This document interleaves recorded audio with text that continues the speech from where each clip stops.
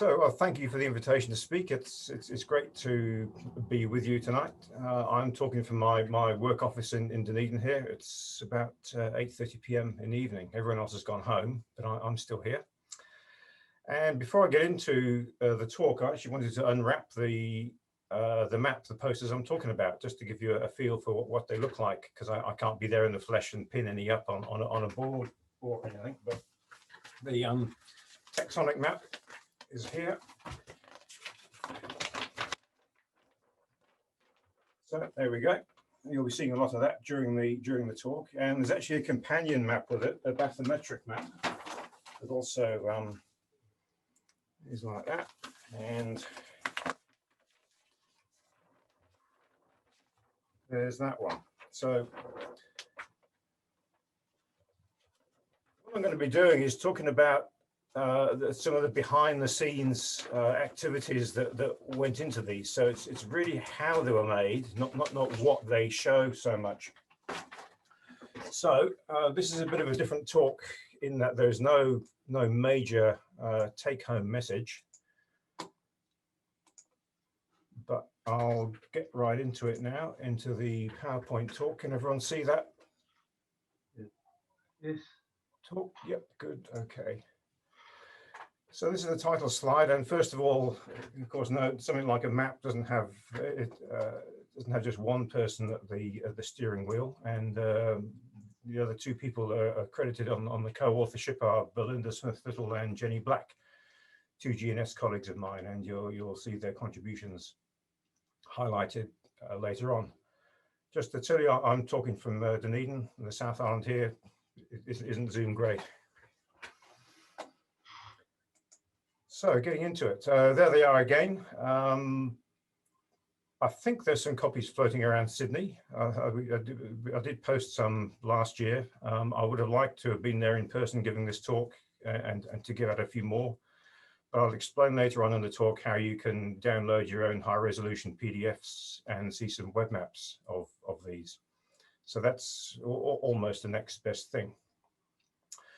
So I'm not going to talk too much about the content of these or the continent of Zealandia or why it's there or anything like that. It's really how were these two maps put together? How did they come about?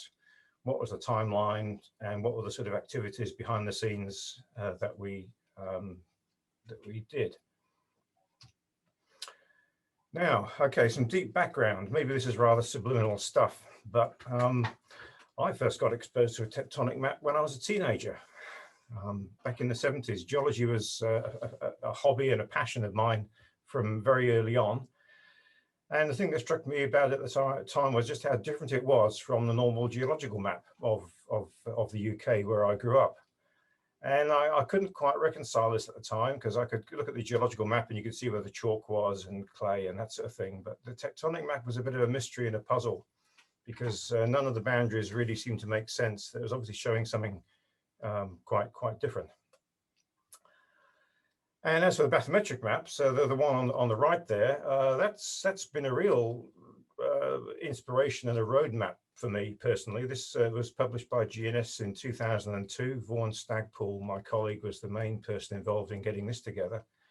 And this really was an excellent roadmap for some of the marine voyages and expeditions I've been on down the decades.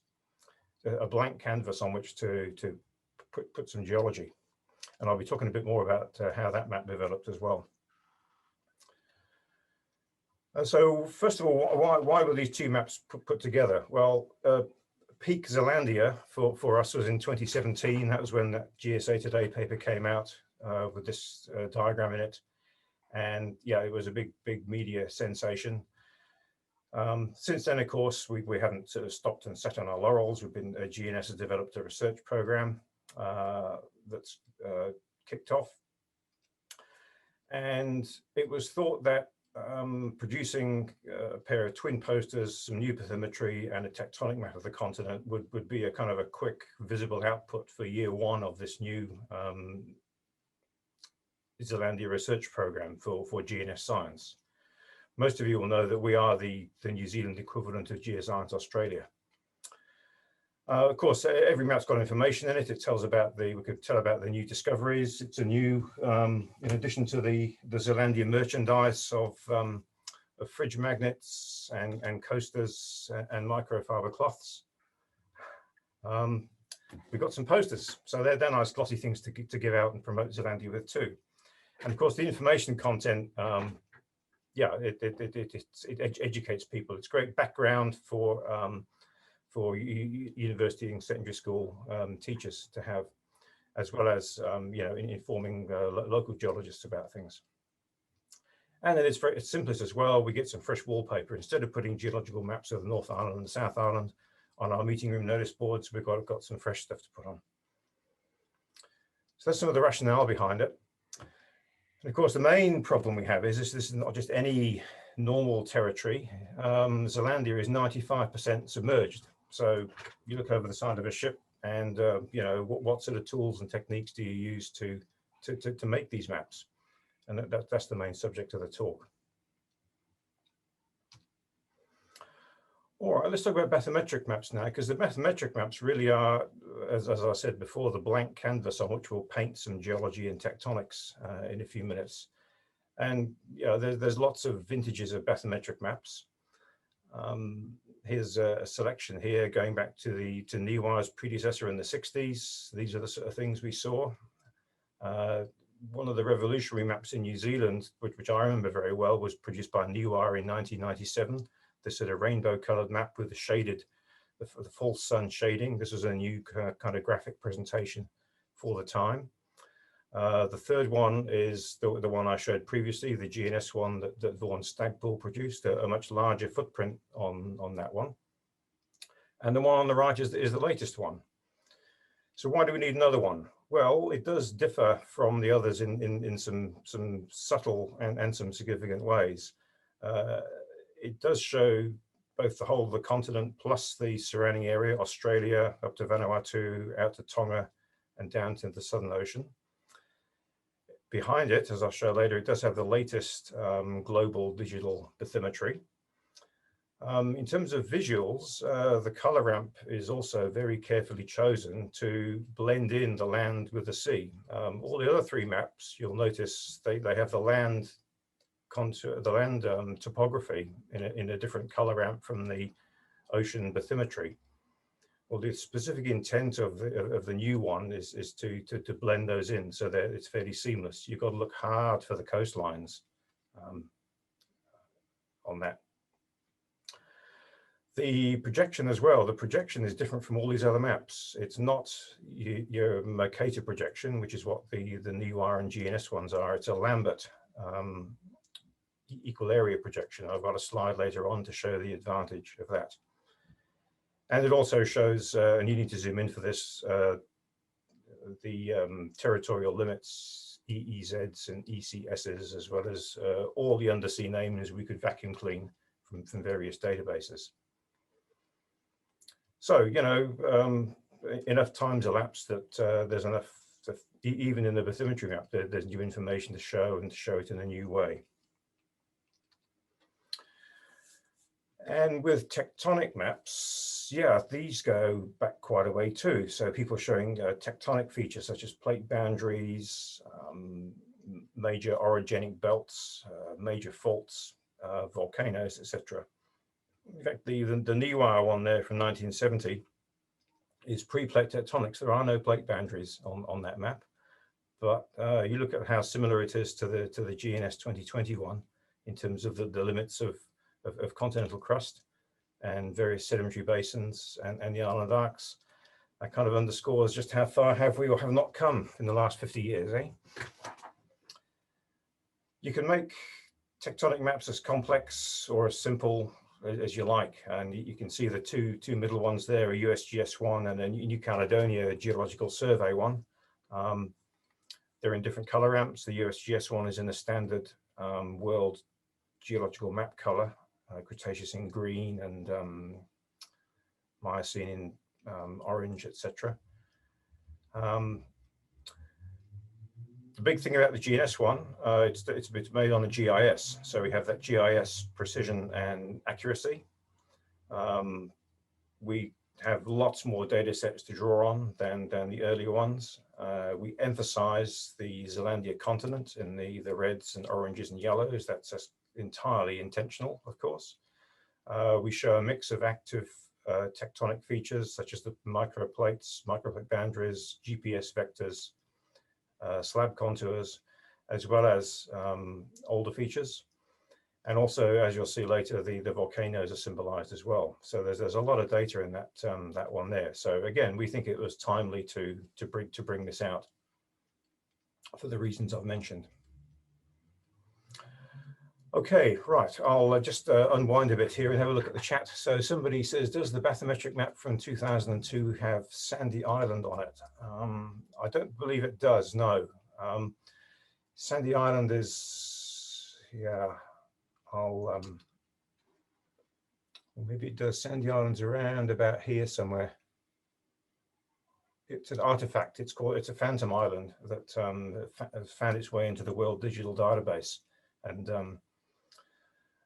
a voyage that Maria, Seaton and Sabine and some others were on, and I were on, we sailed over it. And so we proved it didn't exist. But sometimes the bathymetry gets forced up to the surface, but we've made sure Sandy Island is definitely not on the modern one.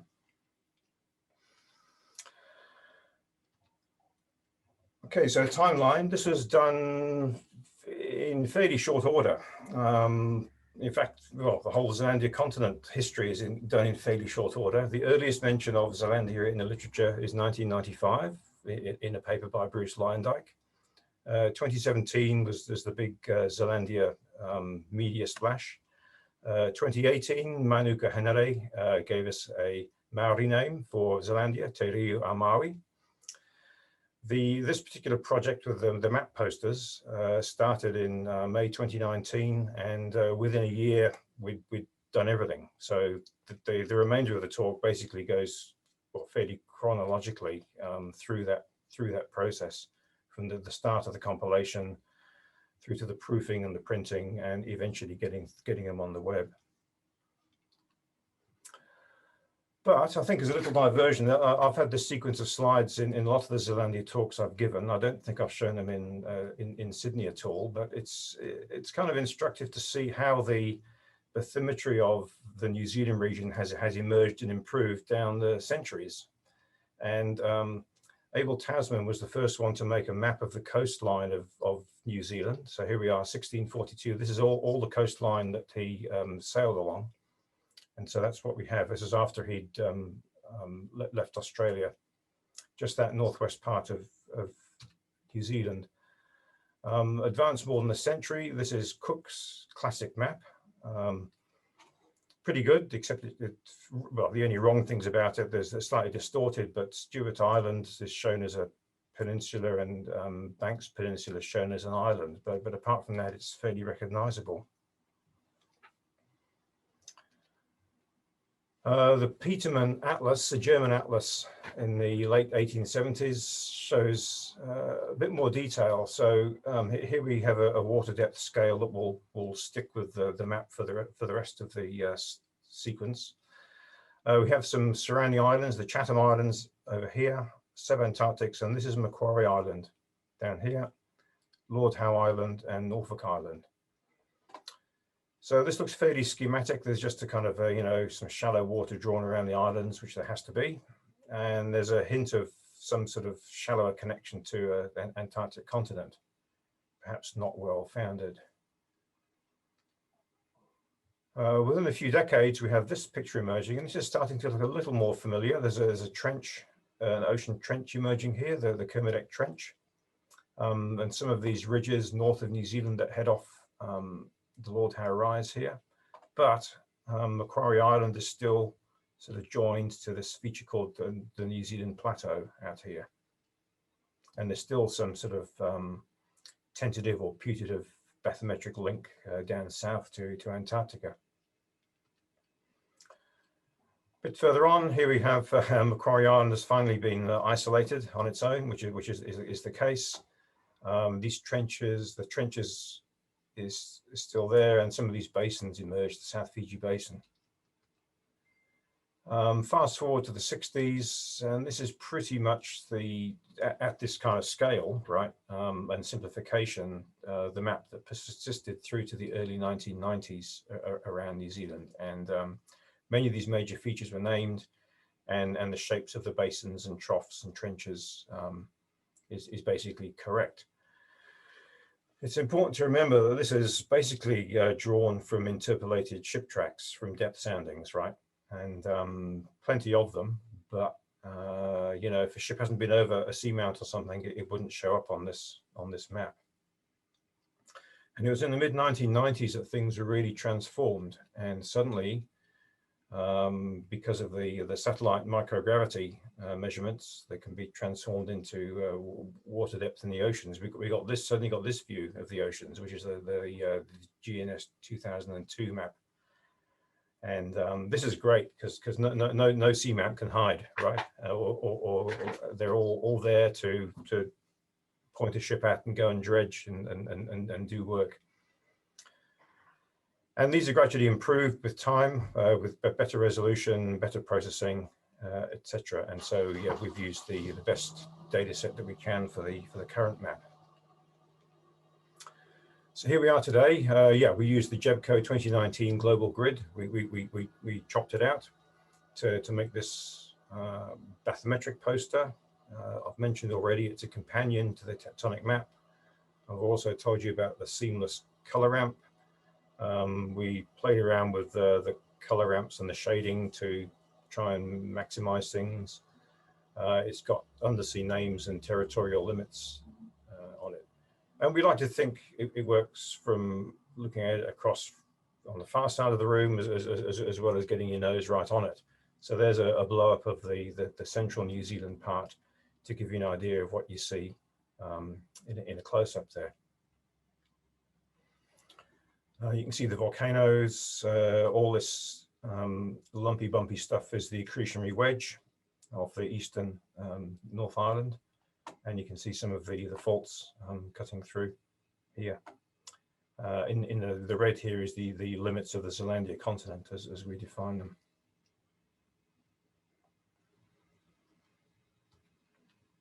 Oh yes, so I mentioned about the projection. So this is a Lambert projection. And so we were almost going to go with a Mercator projection, which is what most people do, right? All the other previous maps I showed are Mercator projections. And when I was giving an early presentation at GNS about this idea, I got chatting to somebody afterwards and they said, whatever you do, don't use a Mercator projection. And I talked to a few more people and I realized the Anything But Mercator Club has quite a few members in it. I didn't know this before, but we chose not to use a Mercator projection. And I think it's no surprise to most of you that yeah, the Mercator projection distorts things, particularly when you get close to the poles, and you can see that with the changing size of the circles here. On the left, these global rasters, New Zealand's always squashed down, so that's a non-starter. So what we went for was a Lambert projection, which is actually one that LINS, our national mapping agency, had used before. So it is a standard EPSG off-the-shelf projection for GIS. And you can see this has got a nice balance between maintaining the area of the circles and also not distorting them.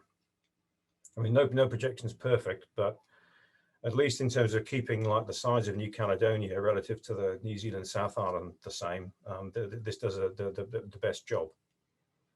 And I'm pretty sure that great circles on the sphere plot as straight lines on a Lambert projection as well. So that there's clever things like that are good. So that's what we chose for both of the maps. The Tectonic map poster, well, we want to show, you know, the major tectonic features, plate boundaries, orogenic belts, volcanoes, fracture zones, age of seafloor, emphasize sedimentary basins, all those sort of things. There's no accompanying text with this. The map speaks for itself. There is an accompanying GNS science report that describes the data sets that we used, but that's about it. We tried to be fairly conservative. There's no outrageous interpretations on this. And the main thing is this is meant to be an educational poster. It is not well, at least it didn't start off as being an authoritative map. All right, it's meant to be something on the wall. It's a poster first and foremost, and it's a map second.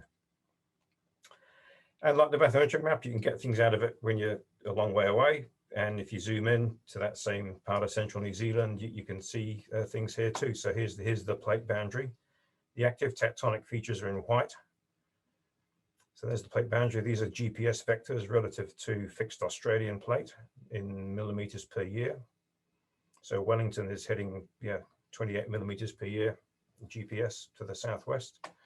These white dashed lines are slab contours, 100-meter slab contours. The triangles are volcanoes, colors are different sorts. So the red ones are arc volcanoes and the size of different ages. Yep, everything has to be relative to Australia, right? So yeah. GPS. There is actually not quite 50% of people like to do their GPS vectors with a fixed Pacific plate, but yeah, I went for a fixed Australian plate in this case. And there's sedimentary basins in stipple, the median batholith and orogenic belts in the oranges underneath. So yeah, there's a ton of detail in there, but we think it works nice as just as a piece of wallpaper as well. It's a big challenge, especially with this, to avoid too much clutter, right? Very, very tempting. I had to miss out all my favorite things like Otago schist, done that in ophiolite belt, metamorphic core complexes. They 1 to 8.5 million scale is pretty punishing. They just had to miss out and just show these big features that display well at this scale. I won't dwell on this. This is the zoom in on the legend, but there's the usual polygons, lines, points, etc. As I've explained, the volcanoes, plate boundary vectors, and a selection of orogenic belts, volcanic arcs, different age of ocean crust. All right, so a bit of information about the data sets we use to put this together. You just can't go drawing lines on a map. You have to leave an audit trail. You have to have some reliable data sets to draw on. Some of these are previously published. Other ones we suck off public domain areas. And the first thing that we actually use for the tectonic map is the bathymetry. Very useful, actually. And the black and white ghosty image on the left there is a slope map. So we've done the first vertical derivative of bathymetry. So wherever there are steep slopes, it shows up in white. And wherever there are flat plateaus and plains, they're in black. And this really does show up the edge of some sharp edges of the Zealandia continent are there very nicely. And also, volcanic chains with geotops. So this alone is useful to pick certain features. On the right on our fingertips, we've got the global EMAG2 data set, but also with a GNS database of ship track magnetics as well. So that you can see that slightly higher resolution around New Zealand.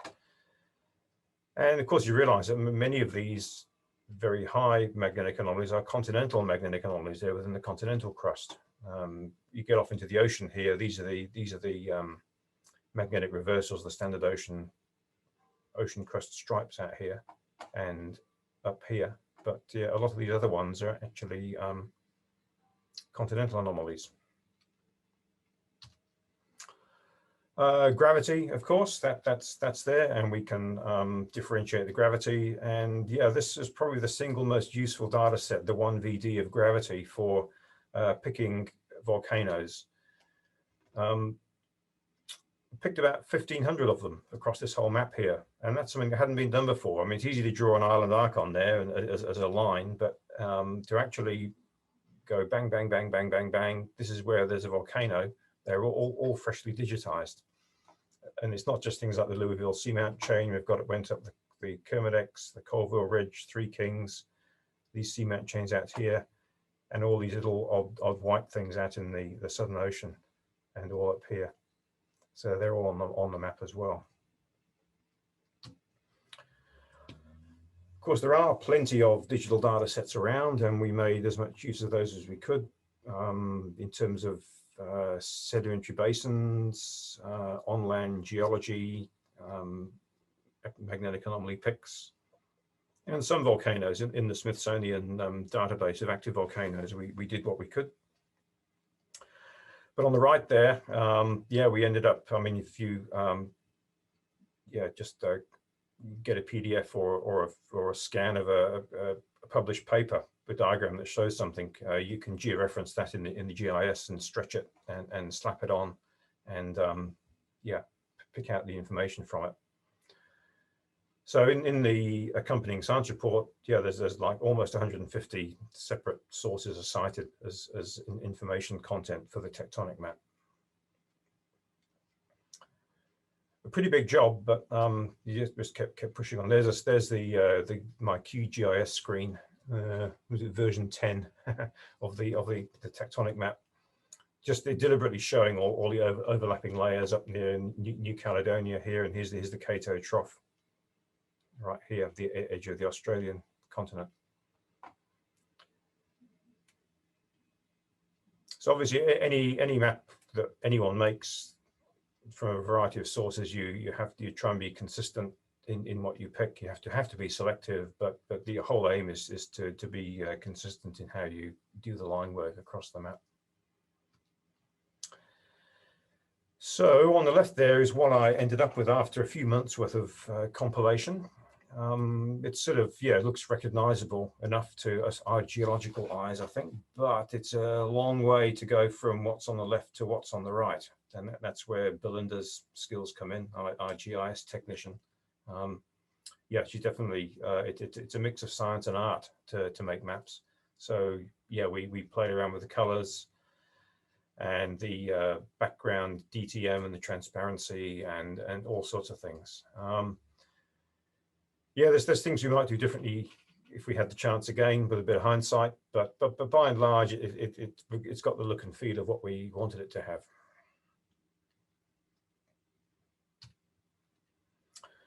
So as I showed you when I kind of unwrapped them at the beginning, this is what we got. You can buy flat or folded hard copies through the GNS online shop. You can also download high resolution PDFs for free from the GNS online shop. And I'll get on to something else now. So that was all very well. We got to the stage where we'd made these two posters, right? Or we got them all together. But then someone had the idea and said, oh, why don't we make a web map of them? And of course, oh yeah, web map, sure, that's easy, right? No. There's all sorts of extra effort and quality control go into turning a graphic, even though it's compiled in a GIS, it's basically a graphic into a web map, particularly if you want to offer the GIS data sets for download by other people. And while I wasn't completely ignorant about mapping data standards and the like, I've never actually grappled with them myself before. So this is a big learning experience, but nonetheless, we did it, and we launched the web maps on World Hydrographic Day last year, about a year ago, actually. And there's the URL there. If you can try and remember that, or if you bang Zealandia web map into Google, you'll get there as well. And basically, so this panel on the right there, this is when you navigate to the tectonic map, you basically have a digital rendition of that. You can zoom in and pan, and of course you can turn layers on and off and fiddle with the transparency. And yeah, behind all this are these awful geosim attributes. So every single point, line, and polygon comes with a whole lot of attributes, and it has to be done for each feature. Yeah, so this is a bit arduous and not especially enjoyable, but we did it. And the brains behind the web map is this chap, Phil Scadden, another Dunedin GNS colleague of mine. And so you go to the web map, right click on any polygon, and you get the information there. And you can also export these layers into many of these layers individually, or you can download the whole GIS package of the digitized points, lines, and polygons in one zip file.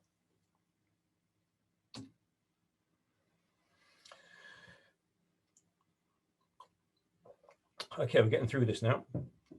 So the really neat thing is once you actually bundle things up into that digital file, you can actually unpick them. You can reverse engineer everything. And so you can extract what you want and just kind of roll your own tectonic maps and bathymetric maps. And so most of the figures in this PowerPoint are actually exports from that GIS. So the shading, the graphics. I explained we've got all the JEBCO subcommittee on undersea feature names named on there, with very thin line work, which you can expand and emphasize. We've got the territorial limits.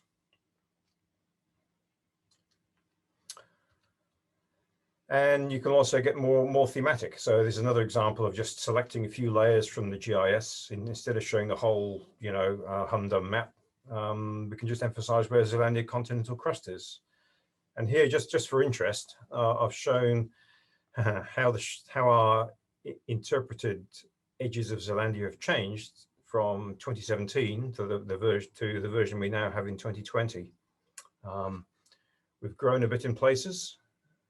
We expanded out on this Tasman side and on the Chatham Rise side, and we've slimmed it in a bit on the Northland Arc side. So it's basically the same, but a bit different in detail. For fans of sedimentary basins, there's 40 plus sedimentary basins in Zealandia.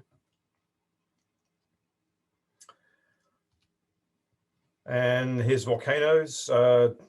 There's 4 different kinds of volcanoes shown there. I've just got a graphic of the subduction-related volcanoes here, and of course we'd include the medium batholith as the Paleozoic Mesozoic arc position.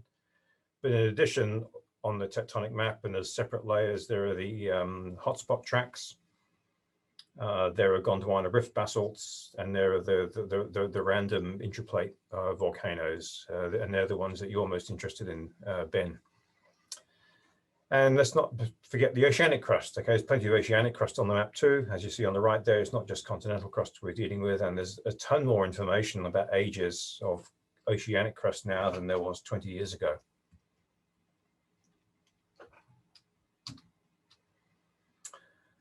So that's about it, really. Someone did ask a question. Nathan asked a question whether we're planning more detailed versions. The answer is yes, maybe not systematically, but yeah, some people in the New Zealandia program are putting their minds to where we can go. Probably the most likely place is in the Bay of Plenty here, where we've got good on land and offshore geological control.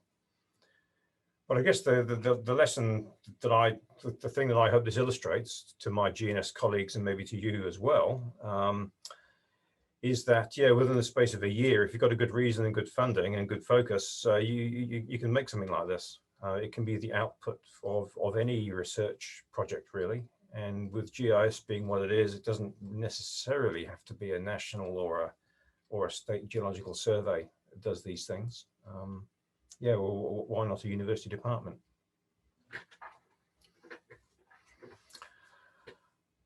So I think I'll leave it there, actually. Yeah, I've talked enough. I need to pull on my water here. But yeah, there's just a summary on the right there of some basic stats for the tectonic map. As I said, there's no sort of knowledge injection for you here, other than to maybe lift the curtain a bit and understand a bit more how these things are put together. And hopefully you, like me, will learn a lot from yeah, having put them together and having heard this talk. So thank you very much.